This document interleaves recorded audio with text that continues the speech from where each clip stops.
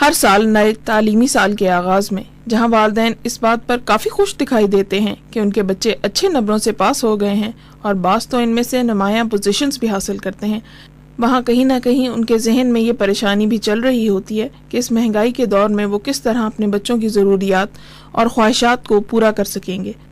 دیکھیں جی کہ بچوں کو اچھا تعلیمی سٹینڈرڈ دینے کی ہم کوشش کرتے ہیں کیونکہ ان کا فیوچر جو ہے وہ اچھا ہو جائے، لیکن ہر تعلیمی سال کے آغاز پر ہمارا جو ہے بجٹ آؤٹ ہو جاتا ہے۔ جیسے میرے اب 2 بچے ہیں تو ان کا بھی میں نے کورس جو ہے وہ خریدا ہے، وہ 12,000 روپے میں جو ہے وہ آیا ہے۔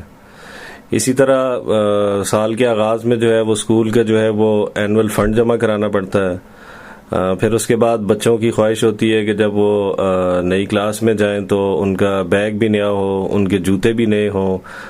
تو اس حوالے سے یہ ہے کہ مارچ اپریل کا جو مہینہ ہے وہ پھر اس میں اتنے ہمارے خرچے ہو جاتے ہیں کہ آگے 2-3 مہینے جو ہے وہ بجٹ جو ہے وہ بہت زیادہ جو ہے وہ آؤٹ ہو جاتا ہے۔ ضروریات میں تو کورس کی وہ کتابیں اور اسٹیشنری شامل ہے جو اسکول والے رزلٹ کے دن ایک لسٹ ان کے ہاتھ میں تھما دیتے ہیں کہ یہ اشیاء نئے تعلیمی سال کے آغاز میں ان کے بچوں کے کام آئیں گی۔ تعلیمی سال کے آغاز میں کیا پریشانیوں کا سامنا ہے آپ کو؟ سب سے پہلے تو اتنا مہنگا کورس جس کو خریدنے میں اچھا خاصا بجٹ جو ہے ڈسٹرب ہو جاتا ہے۔ اس کے علاوہ بچوں کی ظاہر سی بات ہے نئی کلاسز کے ساتھ نئی ان کی نیڈس ہوتی ہیں، نئے بیگز، بوٹل، بہت ساری چیزیں، اور کورس اتنا ایکسپینسو پڑ جاتا ہے کہ وہ ایک بچے کے ساتھ بچوں کا مشکل ہو جاتا ہے ایٹ اے ٹائم خریدنا۔ آپ کے کتنے بچے ہیں؟ میرے ماشاءاللہ سے 4 بچے ہیں اور چاروں نے ماشاءاللہ سے بہت اچھا اپنا رزلٹ شو کیا ہے، اور اب ان چاروں کے لیے مجھے بکس لینی ہے جو کہ مجھے کافی ایکسپینسو پڑ رہی ہے، صرف 15,000 تو میری ان کی بکس پہ لگی۔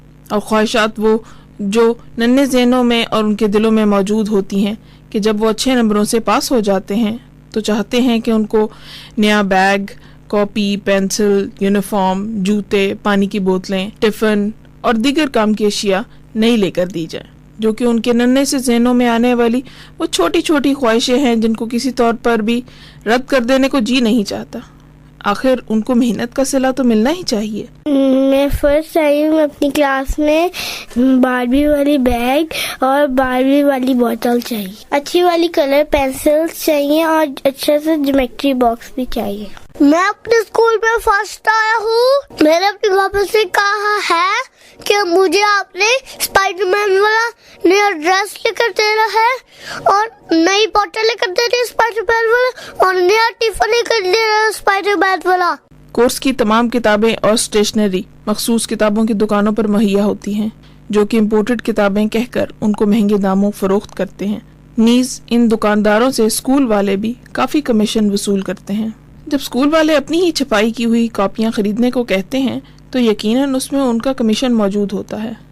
انہیں اس بات کا ضرور خیال رکھنا چاہیے کہ بہت سے والدین بہت مشکل سے اپنے بچوں کے بہتر مستقبل کی خاطر ان اسکولوں میں پڑھا رہے ہیں، انہیں ان کی جیب پر ضرورت سے زیادہ بوجھ نہیں ڈالنا چاہیے۔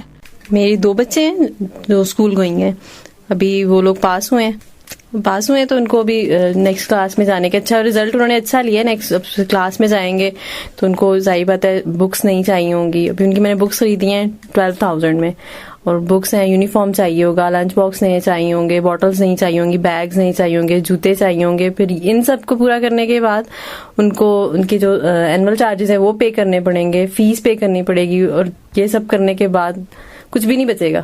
اب بچوں کو اسکول بھی بھیجنا ضروری ہے۔ ہم چاہتے ہیں کہ بچے اچھے اسکولس میں پڑھیں اور اچھے طریقے سے جائیں، بچوں کو پڑھانا بھی چاہتے ہیں، افورڈ بھی نہیں کر پاتے۔